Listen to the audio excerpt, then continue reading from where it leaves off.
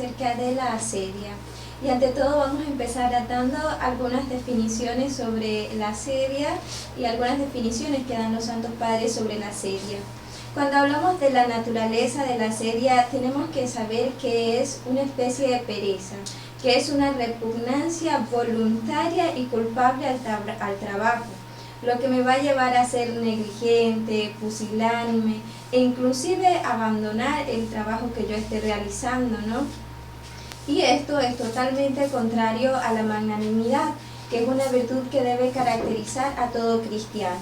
Tenemos que saber que la asedia es una especie de pereza también en el plano espiritual. Los santos padres consideran que la asedia es una pasión a la que hay que darle gran importancia. Por ejemplo, tenemos a Casiano, que él dice que la asedia es un tedio o ansiedad del corazón. Otros santos padres dicen que es el demonio del mediodía, que es ese demonio el que llena el alma de torpor, de aburrimiento, de modorra. Entonces todas estas cosas, si uno logra identificarlas en el alma, son signos de que uno está tendiendo a la asedia. También hay un cartujo impresionante. Él dice, cuando estés en tu celda, atrapado por una suerte de inercia, de flojedad de espíritu, de fastidio del corazón, entonces uno va a experimentar un disgusto, ¿no? Él habla de la celda porque los religiosos, como los cartujos, viven en celdas. Pero como la mayoría de ustedes son laicos y no viven en celdas, lo pueden aplicar a su realidad de vida, ¿no? Cuando uno esté en el interior, digamos, ¿no?, de una habitación, o cuando esté en un momento de oración, de soledad, de unión con Dios, de interacción con Dios, haciendo algo que me haga relacionarme con Dios y yo sienta esto, ¿no?, una suerte de inercia, de fastidio, como que uno puede experimentar el peso de uno mismo y todas esas gracias que antes me regalaban consolación, ahora no me hacen sentir ningún tipo de suavidad, e inclusive las dulzuras que ayer o antes de ayer pude haber experimentado, hoy son amargura completa en el alma, ¿no? Esto lo dice el cartujo para tratar de definir la asedia. Santo Tomás, entonces, que es el santo en quien vamos a basar mucho esta clase, él va a definir la asedia como una tristeza del bien espiritual, como algo que le quita el gusto a todas las acciones sobrenaturales. Más adelante vamos a ver qué acciones sobrenaturales pueden ser. Otro autor describe a la asedia como un disgusto de todos los actos sobrenaturales y espirituales, lo que también él va a definir que los lleva a la negligencia, a abandonarlos, a no terminarlos, ¿no? Y muchas veces por razones futiles, razones que realmente no son de peso, ¿no?, pero por el tedio que estas acciones ejercen en el alma. También hay otro autor que va a decir que es tristeza o tedio de todas las obras espirituales, y él va a decir que tanto en la vida activa como en la vida contemplativa se experimenta esto, ¿no? Siempre es como un tedio o una tristeza. Y hay otro autor que dice que es una debilidad del alma. Entonces, en conclusión, nosotros podemos decir que la asedia es un desazón de todas las cosas espirituales que todos los cristianos enfrentamos en algún momento, ya sean los laicos, ya sean los fieles u otras personas que están más adentradas en la vida interior. Y también es una flacidez del alma que empuja a abandonar todas las actividades que nosotros hayamos emprendido por amor de Dios. Ahora vamos a ver las características de una persona que puede vivir con asedia o que puede abrazar voluntariamente todas las tentaciones de la asedia. Entonces, una persona asidiosa es una persona que siempre quiere terminar rápido su oficio, ¿no? No porque sea diligente o porque tenga otras cosas que hacer, sino que es una rapidez irracional. Quiere terminarlo pronto porque quiere hacerlo, pero realmente es como una pereza, ¿no?, como una tristeza por hacer lo que está haciendo. También se le puede definir, digamos, ¿no?, o relacionar o comparar con una planta débil. Una persona asidiosa es como una planta débil que el viento la mueve para aquí, para allá, para todas partes, ¿no? Distinto de un árbol que está firme. Y así es como todo cristiano debe enfrentar todas las tentaciones, ya sea de asedia o de cualquier otro pecado capital, siempre de una manera firme, como un árbol bien plantado, ¿no? Y también se compara con un árbol trasplantado, ¿no? Porque muchas veces los árboles trasplantados no dan fruto, e inclusive se relaciona también porque son como movibles, ¿no? Como se va moviendo. Y así mismo es el asidioso, es como un vagabundo, como no logra fijarse en una actividad, continuarla y llevarla a su término. De la misma manera, un asidioso se compara con un enfermo, porque muchas veces habrán tenido la oportunidad de estar con un enfermo muy enfermo, y a estas personas en este estado un alimento no les satisface, ¿no? Y asimismo es la persona asidiosa, como una actividad no logra llenarla, siempre como que anda buscando hacer muchas cosas, pero realmente es por el tedio o la falta de amor que tiene para realizar una actividad, ¿no? Y también hay un escritor que dice que cuando un asidioso, por ejemplo, lee, pasa las páginas una y otra vez, cuenta los párrafos, mira el índice, lo vuelve a mirar, como hasta que al fin fija su mirada en la pared, se queda dormido, luego el hambre lo despierta. Entonces es una persona que realmente no tiene el corazón en lo que está haciendo, ¿no? Otra característica del asidioso es que es muy flojo, en especial en la oración. Las personas asidiosas generalmente les va a costar muchísimo pronunciar bien las palabras en la oración, y en el peor de los casos no las pronunciarán. Siempre van a tratar de omitirlas o hacerlo lo más rápido posible, siempre va a ser con mucha negligencia, ¿no? Y también se compara a un enfermo en este caso, porque una persona enferma no es capaz de llevar grandes pesos porque carece de fuerza física. Y una persona asidiosa tampoco es capaz de llevar grandes pesos porque no tiene la fuerza espiritual para hacerlo, ¿no? Como suele pasar, digamos, en la oración. El hecho de que uno esté delante de nuestro Señor, que tenga que prestar atención, estar de rodillas, concentrado, y todas estas cosas que exigen todas las obras espirituales, ¿no? Pero también ahora vamos a hablar de algunos remedios para no hablar todo lo negativo, ¿no? Sino para empezar a tener un buen espíritu luchador para enfrentar la asedia, así se puede llegar a presentar en nuestra alma. Entonces, ante todo, hay que saber que uno se tiene que armar de mucha paciencia. Siempre armarse de paciencia cuando, por ejemplo, siente el tedio, siente el fastidio, siente la repugnancia.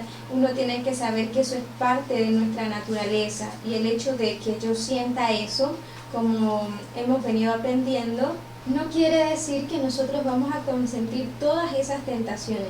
Tenemos siempre que recordar a nuestro Señor Jesucristo y a la Virgen María, ¿no? Como ellos con magnanimidad lo enfrentaron todo. Y también otro remedio es la constancia y el temor de Dios, porque como una persona asidiosa le va a costar terminar cualquier cosa que empiece, es muy importante la constancia. Si nosotros empezamos a practicar en nuestra vida la paciencia, la constancia y el temor de Dios, la persona, digamos, que puede padecer de este pecado capital puede quedar curado de la asedia, ¿no? Siempre sabiendo que somos débiles y que todo eso puede resurgir otra vez. Entonces uno siempre tiene que estar tomando las medidas. Entonces, algunas recomendaciones para todos, digamos, es que nosotros debemos disponer de un tiempo específico y medido para cada una de nuestras actividades. Nosotros no podemos empezar, por ejemplo, a hacer un trabajo y bueno, tiempo indefinido, no, sino que tenemos que ponernos tiempos, ¿no? Para poder ser más diligentes, para poder aprovechar mejor el tiempo, para poder esforzarnos y no dejarnos llevar por esa repugnancia al trabajo. Otra cosa que es muy importante es que no debemos desistir de las actividades, ¿no? Como decíamos, uno de los remedios es la constancia, por eso se recomienda que uno no debe desistir de la cosa que ha empezado a hacer, sino siempre llevar todo a su fin. Lo que se comienza, se termina. Y también es muy importante que nosotros aprendamos a rezar con mucha prudencia y también aplicándole muchísima fuerza. Si nosotros hacemos estas cosas, el espíritu de la sedia va a terminar saliendo de nosotros, ¿no? Y seremos vencedores, que es lo que al final necesitamos hacer para poder crecer en santidad. Bien, ahora vamos a ver algunas clases de asedia.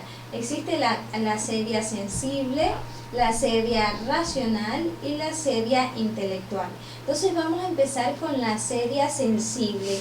Y ante todo, Santo Tomás nos enseña que esta asedia es un acto del apetito sensible, es decir, que es como un tedio pasional, es como una especie de tristeza, ¿no? De la pasión de la tristeza.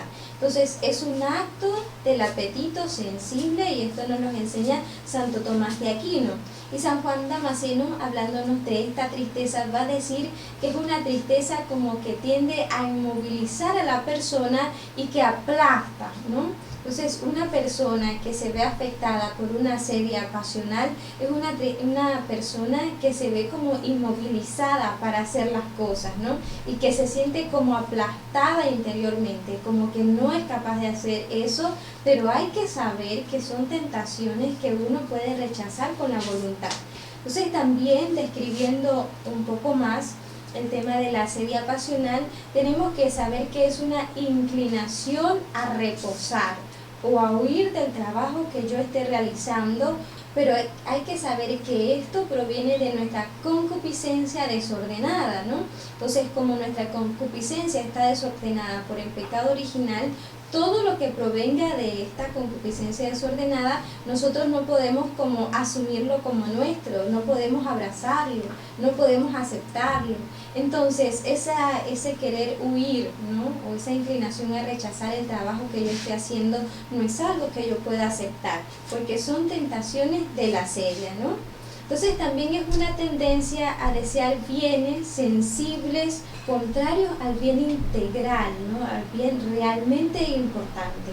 Entonces debemos recordar que esto es una pasión corporal que va a ejercer en las personas una indisposición física, por lo que muchas veces la indisposición física que yo tenga puede ser una tentación de asedia y algo que yo no debo consentir, por más que esté indispuesta físicamente, ¿no?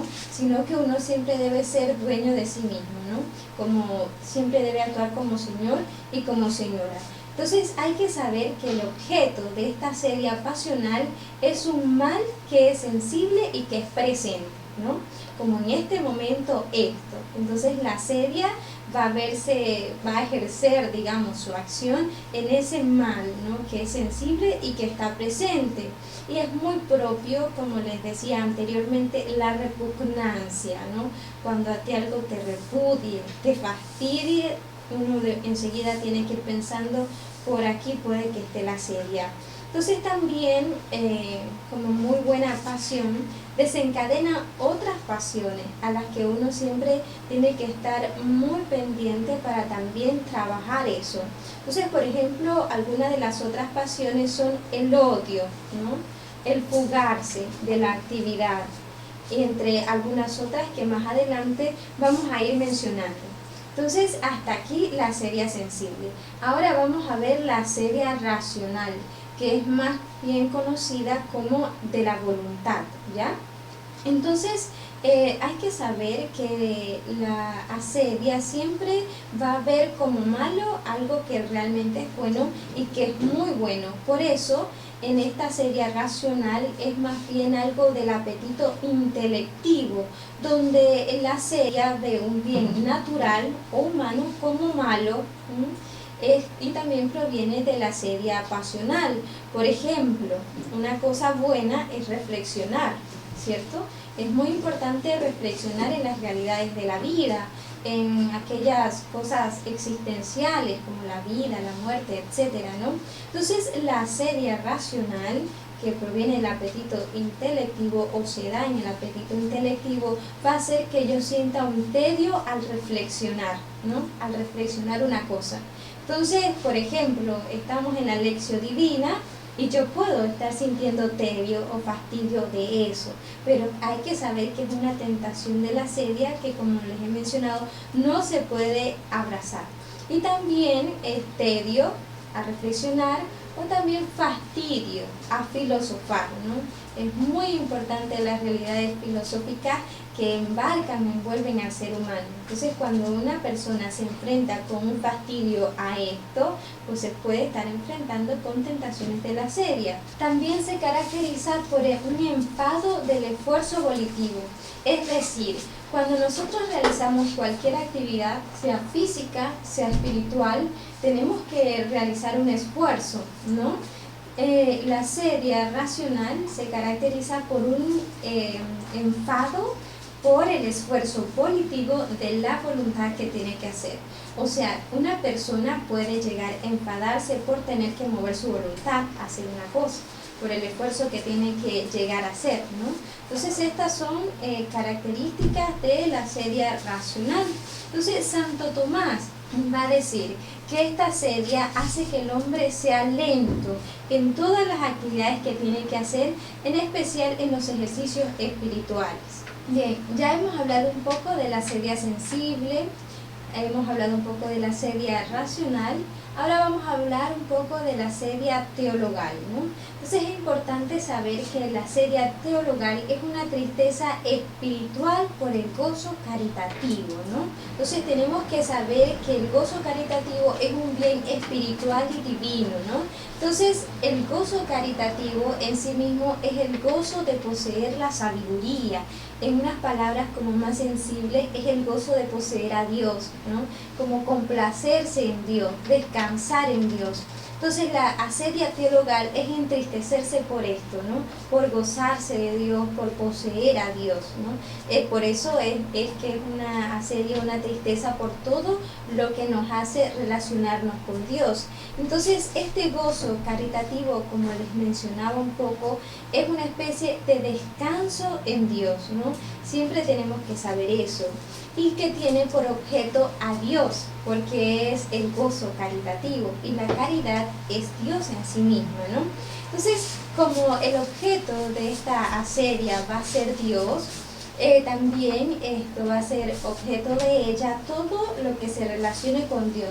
Todo lo que a mí me ayude a relacionarme con Dios va a ser objeto de tristeza y va a ser considerado como un mal entristecedor, una cosa que aplasta, como le mencionaba anteriormente también, ¿no?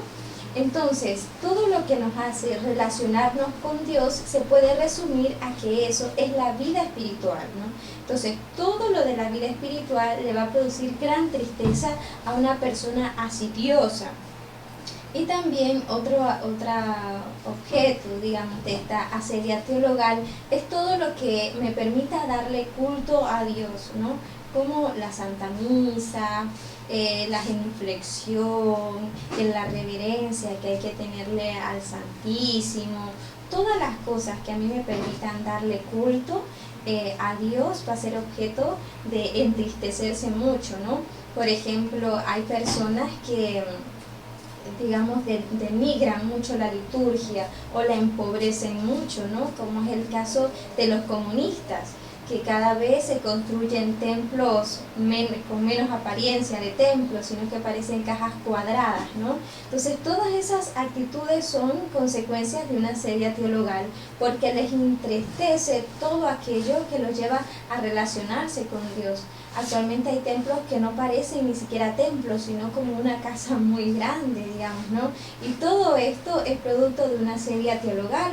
También todo lo que sea reflejo de ese gozo caritativo, reflejo de Dios y todo lo que me lleve a participar de Dios va a ser objeto de tristeza. Pero es muy importante saber una cosa, porque como esto es tristeza, tedio y fastidio, se puede confundir con las desolaciones, digamos, o con la noche oscura que muchas almas pueden llegar a padecer.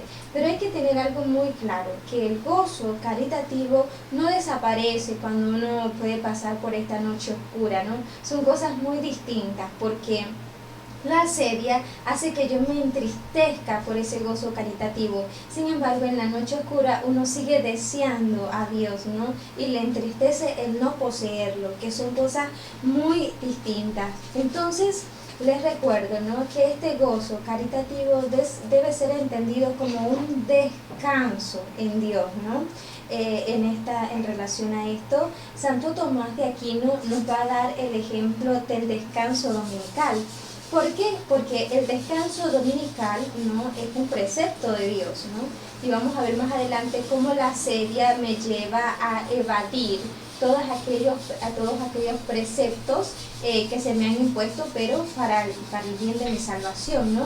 Entonces Santo Tomás de Aquino dice que el descanso dominical se puede aplicar a esta asedia teologal, como este día está dedicado, digamos, a Dios. Todas estas actividades que uno hace en el domingo son ejercicios, ¿no?, que nos ayudan a profundizar en el gozo caritativo. Son ejercicios del gozo caritativo porque descansamos en Dios y nos ayudan a relacionarnos con Dios, ¿no? Entonces, como les había dicho, ¿no?, cuando nos dejamos llevar por todas estas tentaciones de no valorar, digamos, el precepto del descanso del domingo, nos estamos dejando llevar por un pecado capital, ¿no? Y si nos estamos dejando llevar por un pecado capital, por consiguiente, estamos cometiendo un pecado que es gravísimo. Entonces siempre debemos darle a todos los preceptos de nuestro Señor el lugar y el valor que merecen para no estarnos dejando llevar por este pecado. Hay que saber entonces que la asedia es algo que afecta a todas las personas, ¿no? Tanto a aquellos que ya van avanzados en la vida espiritual como a los principiantes. A todos aquellos que están avanzados en la vida espiritual, hay que saber que la asedia los va a atacar durante toda la vida, ¿no? Entonces, durante toda la vida hay que mantenerse firmes como nuestro Señor y la Virgen María al pie de la cruz. Pero también se va a ver de una manera mucho más fuerte en los principiantes, porque todas las características de la asedia se relacionan con los defectos de los principiantes, por así decirlo. Por ejemplo, cuando uno inicia rezando el rosario, las visitas al Santísimo, cuando uno empieza a ir todos los días a la Santa Misa, cuando uno empieza a hacer la lección divina y todas aquellas prácticas, ¿no? Cuando uno empieza la tercera orden, por ejemplo, ¿no? Siempre en todas las actividades que me lleven a relacionarme con Dios, cualquier tipo de oración, uno siempre va a estar, digamos que, mendigando consuelos o buscando los consuelos, ¿no? Entonces, como hay las meditaciones muy lindas o eso que sentí no sé cómo y así, ¿no? Entonces, como la asedia es una tristeza, un tedio, una repugnancia, se contradice, digamos, ¿no?, a esos consuelos o a esos gustitos, ¿no?, a los que uno siempre está acostumbrado o busca cuando está iniciando la vida, pues, espiritual. Entonces es muy importante entonces, cuando iniciamos nuestra vida espiritual, estar muy atentos a no dejarnos llevar por las tentaciones de la asedia, porque también cuando uno está iniciando, o muchos también cuando ya llevan tiempo, siempre como que buscan su propia voluntad, ¿no?, en todos los actos, no solo en la vida de oración, sino en todos los trabajos que se tengan que realizar. Por ejemplo, en los apostolados puede que se esté buscando la propia voluntad, en la oración que se esté buscando la propia voluntad, ¿no? Entonces, como también es una característica de la asedia y por eso hay que prestarle mucha atención. Entonces también la vida espiritual y todas las cosas que me llevan a relacionarme con Dios, la oración, etcétera, siempre van a exigir un esfuerzo de mi parte, siempre van a exigir un acto de la voluntad, es parte de la vida espiritual, ¿no?, de las purificaciones de nuestro Señor. Es así, todo el mundo padece eso, ¿no? Entonces hay que saber que uno no puede huir de ellas, como es característico de un asedioso. Por más que al iniciar mi vida espiritual yo tienda a querer huir de todas estas cosas, tengo que mantenerme firme y decir no es posible, ¿no? Y también cuando uno inicia la vida espiritual, uno es muy sensible, ¿no? Como algunas cosas que le he mencionado. Entonces, como por andar buscando las cosas sensibles, digamos que la sedia nos puede afectar muchísimo por el hecho de que es una repugnancia, que es una tristeza, digamos, a todo lo que requiere esfuerzo. Ahora vamos a hablar un poco sobre la psicología de la sedia. Ante todo hay que saber que el origen de la sedia está en un juicio asidioso que es práctico y a su vez también que es afectivo, ¿no? Entonces, ¿qué va a ser la razón? La razón va a ser que se ejecute un juicio asidioso, juzgando como malo algo que es bueno y que realmente es muy bueno, porque como la serie va en contra del gozo caritativo y el gozo caritativo en sí mismo es Dios, no es simplemente ir en contra de la oración, que es una cosa buena, sino es ir en contra de algo muy bueno que es Dios mismo, el gozo de Dios en el alma, ¿no? Entonces, ¿qué hace este juicio asidioso? Como les dije, hace que yo juzgue como mal algo que es muy bueno. Entonces, mi juicio asidioso va a hacer que yo vea a todo lo que me lleve al gozo caritativo como mi enemigo, como algo inútil, algo entristecedor, algo muy malo, ¿no? Entonces es muy importante esto porque esto hace que se transgiverse la realidad divina, ¿no? Como lo que es Dios, lo que me lleva a Dios, se deja de ver como algo bueno y empiezo a verlo como algo malo. Por eso se cambia la realidad divina, ¿no? Entonces hay que saber, Dios es bueno aunque yo considere que no lo sea, ¿no? Por eso hay que mantenerse muy firme. Entonces, este juicio práctico, asidioso, que es afectivo, da pie a un movimiento voluntario asidioso. ¿Qué quiere decir esto?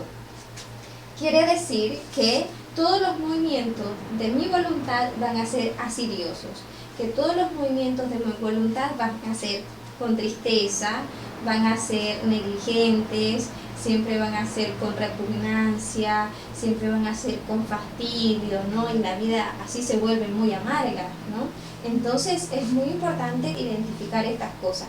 Entonces, todo este juicio va a hacer que yo considere como malo algo que es bueno y que es muy bueno y que mi voluntad empiece a moverse de una manera asidiosa. Entonces, ¿cuál es el peligro de esto? El peligro de esto es que este movimiento asidioso de la voluntad es el acto propio de la sedia, ¿no? Es lo que hace la sedia. Entonces, ¿qué pasa? Si esto se llega a realizar con mucha intensidad en el alma, entonces se va a desencadenar la pasión de la sedia. Y si ya está la pasión de la sedia en mi alma, entonces se va a prolongar, ¿no?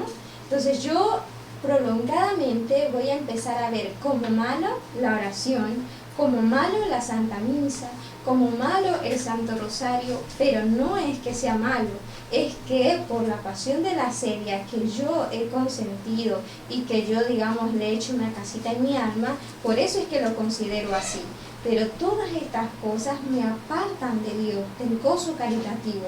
Por eso uno debe tener una voluntad firme ante todo, ¿no? Entonces vamos a ver un poco con más profundidad el objeto de la sedia, ¿no?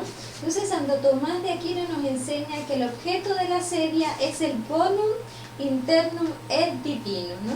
Como el bien interior y divino, que en sí mismo, como ya hemos hablado, es todo lo que nos relaciona con Dios, el gozo caritativo. Entonces, ¿qué hace, no, la sedia? Hace que yo perciba como algo malo, ¿no? Como una realidad que aburre, como algo que satura, que fastidia, que enfada, que enoja, que te llena de amargura, aquello que es el bien interior, espiritual y divino, ¿no? Entonces hace que yo empiece a ver con malos ojos la gracia en sí y todo lo que se me ha dado a través de la gracia, como por ejemplo empiezo a sentirme triste por la cruz que yo tengo que cargar, ¿no? Por, qué sé yo, aquellas cosas que Dios permite por amor a mí, por su amorosa providencia que yo padezca, para que yo pueda crecer espiritualmente. Entonces me empiezo a entristecer por eso. Cuando nuestro Señor permite que yo me configure un poquito más con Él, me empiezo a poner triste y me fastidia y me amarga, ¿no? Como empiezo a verlo con malos ojos, cuando realmente, como dice San Luis María Guiñón de Montfort, la cruz es aquel regalo que Dios da a quienes más ama. Entonces también, por consiguiente, empiezo a sentir fastidio por la santidad y por todo lo que me lleva a ser santa. No, me agobian los bienes que Dios me da, ¿no? Como las cruces son bienes que Dios me da. El apostolado, un apostolado exigente, ¿no? Son cosas que Dios me da. El ir a misa cada domingo y ser mejor todos los días, son cosas que Dios me da. Entonces yo empiezo a sentir enfado por todo eso, ¿no? Entonces, como les decía, el objeto de la sedia no van a ser cosas nobles realmente, cosas muy nobles, como la oración es algo noble.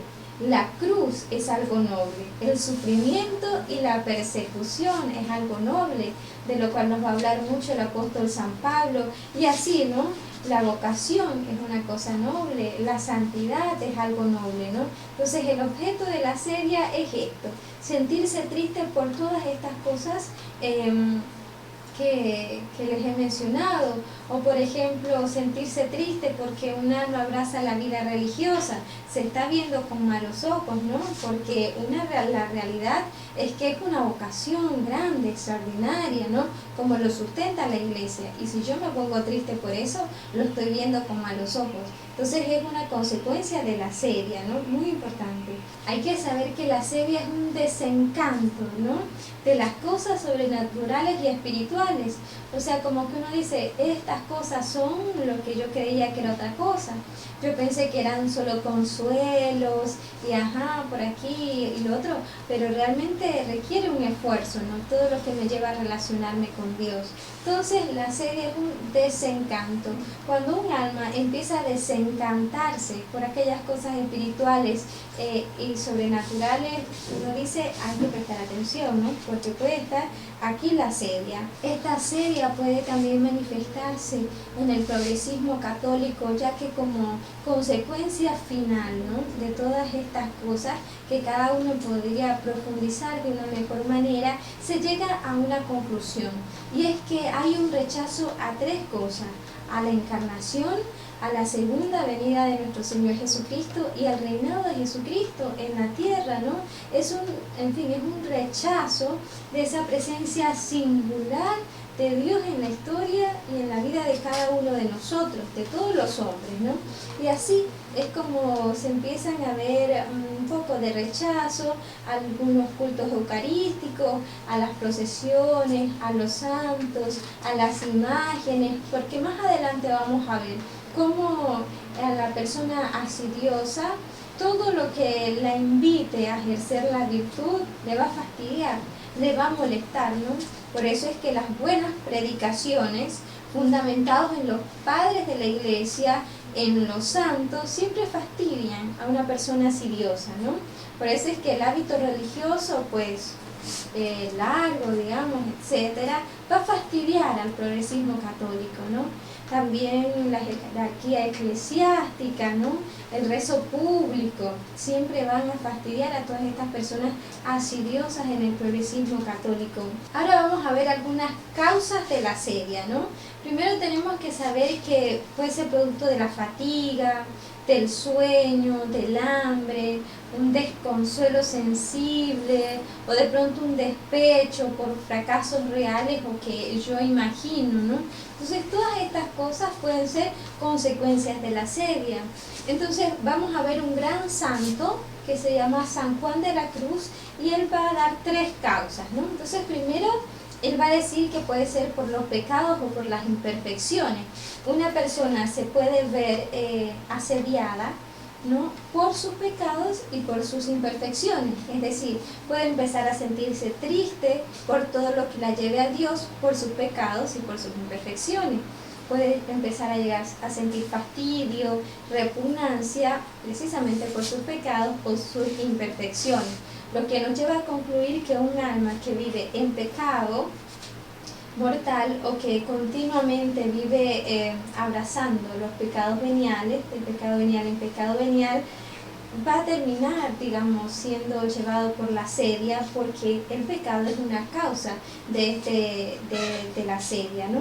También otra causa, como nos enseña San Juan de la Cruz, es la flojedad, ¿no? Y la tibieza.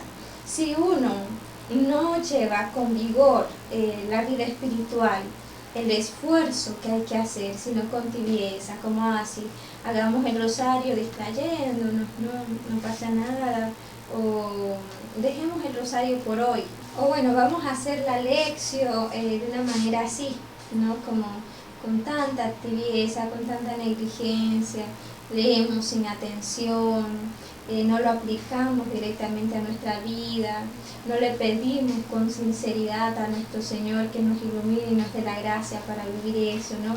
Así, con flojedad y tibieza, pues vamos a terminar en asedia, ¿no? También otra causa que da San Juan de la Cruz es el mal humor o indisposición corporal, ¿no? Entonces, en este mal humor o indisposición corporal vamos a encontrarnos con los impedimentos físicos, las enfermedades, el temperamento, todas esas cosas pueden ser causa, ¿no? También nos vamos a encontrar con los actos voluntarios habituales, que ya van a ser, como les mencioné, la flojedad, la sensualidad, estar buscando tanto las cosas sensibles, o el esfuerzo exagerado, rígido también, que a veces uno realiza, también eso nos puede llevar a la asedia. Pero también, como nos decía San Juan de la Cruz, esos actos voluntarios actuales, que es el pecado, ¿no? Y Santa Teresa decía, cuando empezaron a acrecentar mis pecados, empezó a disminuir mi relación con Dios. Y ella dice, me faltaba esto a mí porque yo te faltaba a ti. Entonces, cuando nosotros le faltamos a Dios, Él empieza a faltarnos a nosotros. No como que Dios empieza a ser infiel, digamos, no es así. Nos empieza a faltar en nuestra alma. Porque, como vamos a ver más adelante, en el corazón, o mejor dicho, el corazón no puede entregarse con todas sus fuerzas a dos cosas distintas. Se entrega con todas sus fuerzas a una o a la otra, por lo que el corazón no se puede entregar al pecado y a Dios. Por consiguiente, va a terminar en asedia una persona que vive en pecado. Tenemos que tener muy claro que la asedia se convierte en un pecado mortal cuando nosotros lo aceptamos con nuestra voluntad, ¿no? Como les he dicho, una persona durante toda su vida espiritual puede tener tentaciones de asedia, pero si no las consiente, van a quedar en eso, en tentaciones, porque las tentaciones es eso, sentir. El pecado es consentir esas tentaciones. Cuando el alma acepta voluntariamente el tedio, la repugnancia, el rechazo, ahí ya está en pecado mortal. ¿Por qué? Porque la asedia se contraría al gozo caritativo, a la caridad, y la caridad es Dios mismo. Entonces, cuando una persona se deja llevar por la asedia, realmente está sintiendo una tristeza por el bien espiritual. Y como les comentaba anteriormente, es una tristeza de Dios, es una tristeza por poseer a Dios. Entonces, por esto, la asedia por género es un pecado mortal. Entonces, hablando de la asedia voluntaria, que es aquella que se convierte en pecado mortal, proviene de los actos desordenados, es decir, proviene de aquellos actos a los que yo no enfrento con firmeza, ¿no? Sino aquellos de los que yo me dejo llevar, aquellos que consentimos, aquello, por ejemplo, el domingo, digamos, ¿no? Que no lo guardo porque no quiero, porque siento repugnancia, porque prefiero hacer cualquier otra cosa. También es voluntaria cuando yo no me esfuerzo por tener un silencio interior, ¿no? Porque vamos a ver que para poder descartar la asedia de nuestra vida debemos trabajar el silencio interior. Entonces, si yo voluntariamente no lo trabajo o acepto tener mucho ruido, entonces ya yo estoy teniendo una asedia voluntaria, no es una tentación, es algo que yo he aceptado con la voluntad, ¿no? Entonces, más adelante vamos a ver cómo se puede trabajar este silencio interior, ¿no? Bien, entonces, Sabemos que la asedia es algo que todas las personas enfrentan, ¿no? Todos aquellos que llevan una vida espiritual, los que van avanzados y los principiantes. Pero es muy importante saber entonces que no todos detectan la asedia en el alma, ¿no? Solo aquellos que tienen vida interior lo detectan, ¿no? Porque son aquellos que pueden detectar mejor las tentaciones que experimentan, ¿no? Entonces van detectando y dicen, esto asedia, esto asedia, esto asedia. Pero un alma que no tiene vida interior no va a poder identificarla, porque no está concentrado en con lo que el demonio ataca su alma, ¿no? Esto es muy importante. Entonces también la asedia también ataca a las personas del mundo, ¿no? A través del sentido, por ejemplo, insatisfacción de alguna cosa, disgusto de alguna cosa, aburrimiento o el cansancio, ¿no? Y todo esto lo induce en las múltiples actividades, ¿no?, que realiza. Entonces, por otro lado, tenemos que saber que la asedia, como buen pecado capital, tiene hijas, ¿no?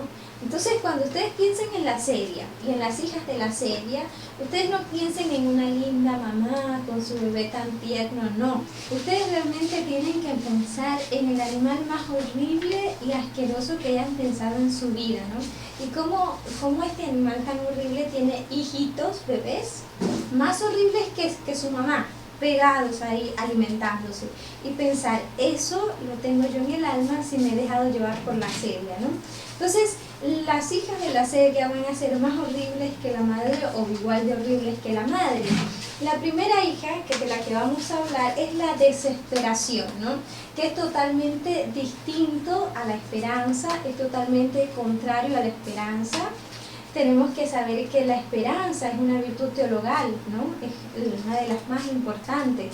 Por lo tanto, la desesperación es un vicio letal, ¿no? Es un vicio mortal. Entonces tenemos que saber que Santo Tomás enseña que es una huida del fin y del bien, ¿no? Cuando una persona experimenta la desesperación, hija de la asedia, esta persona experimenta huida, ¿no?, de lo que está haciendo, de su fin y del bien, ¿no?, que está haciendo, ya sea de la oración, ya sea de la lección, ya sea cualquier cosa que a mí me lleve a darle culto a Dios, que me refleja a Dios, ¿no?, que me haga relacionarme con Dios, ¿no? Y otras causas van a ser la negligencia. Muy importante este punto, la negligencia en considerar los bienes divinos, porque un alma, vamos a ver más adelante, un alma que no considera, que no reflexiona los bienes divinos, no va a poder considerar el valor, ¿no?, que realmente tiene. Por lo tanto, la negligencia me va a llevar a mí a caer en la desesperación por no poder llevar adelante tales obligaciones. Entonces vamos a seguir viendo las otras hijas de la asedia.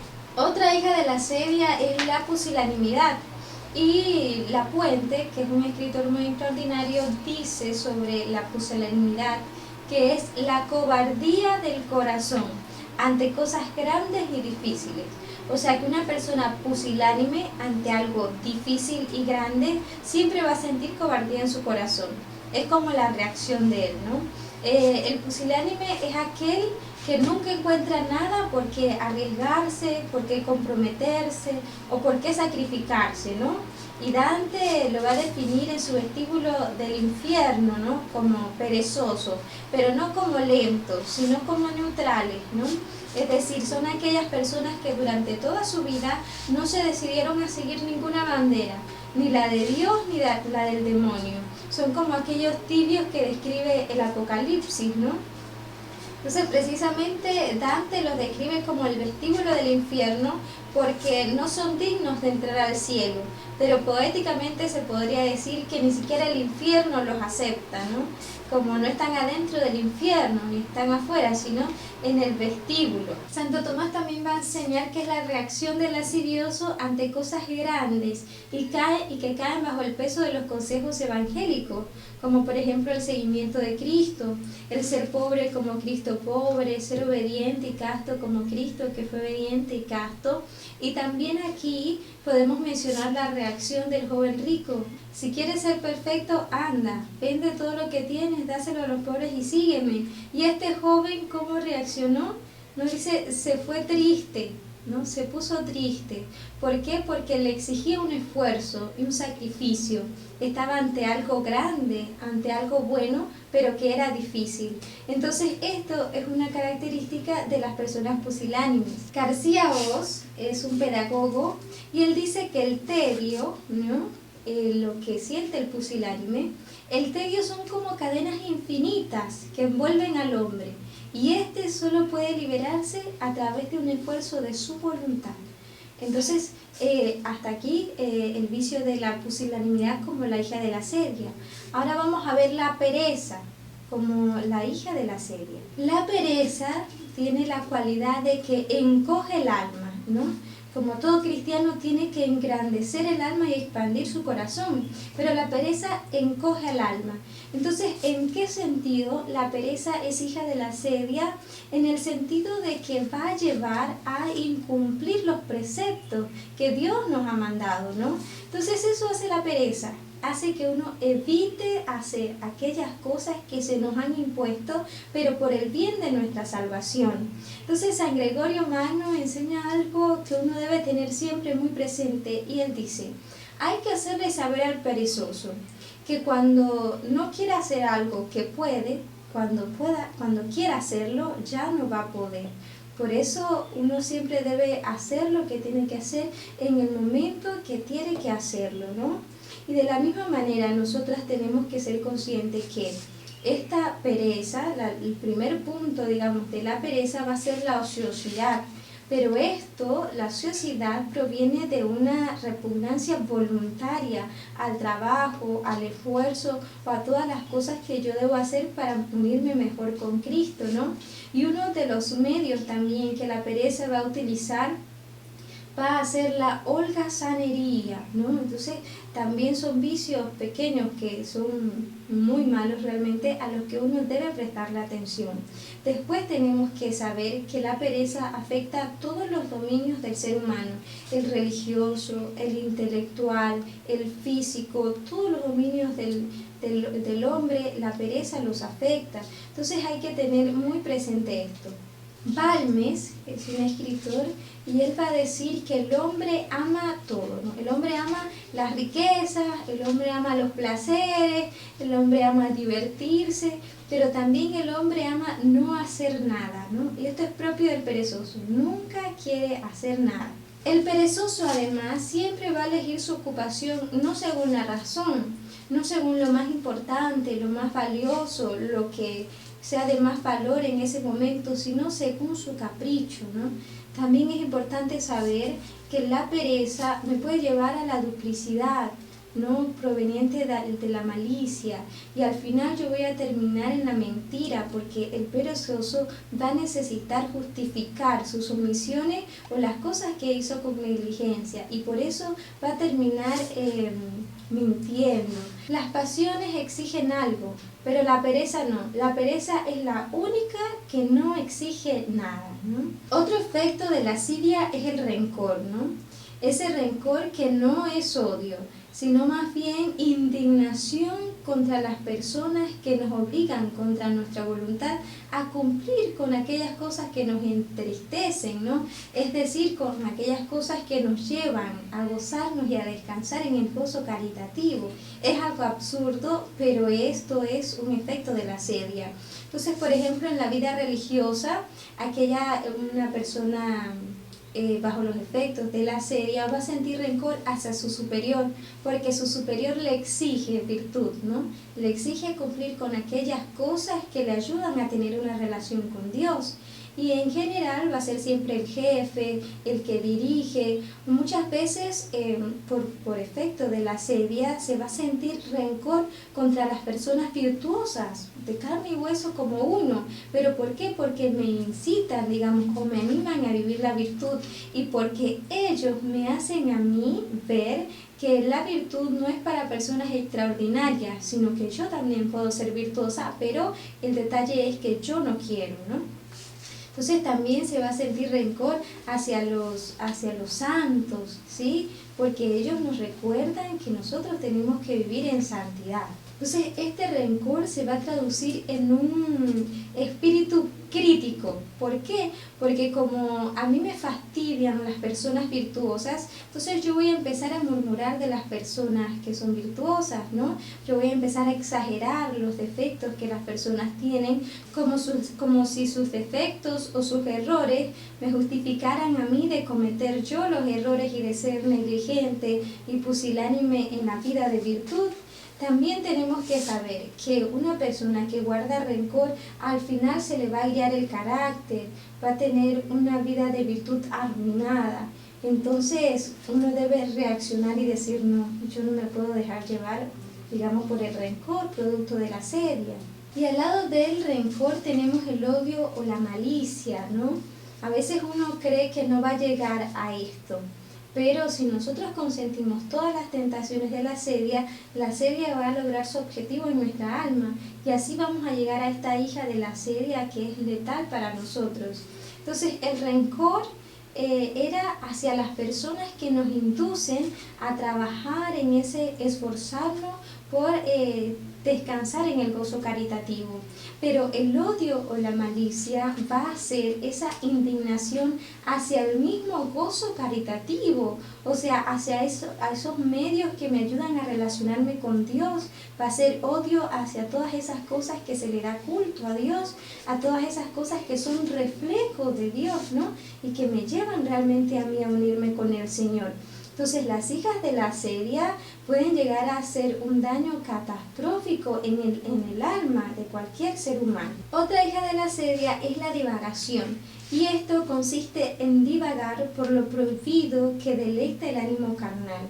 O sea, va a ser merodear o revolotear todo aquello que sea un espíritu carnal, ¿no? Y también Santo Tomás iba a mencionar algunas cosas que entran dentro de esto, como la curiosidad. La curiosidad es producto de una hija de la sedia. Entonces no se puede tomar como una cosa pequeña, ¿no?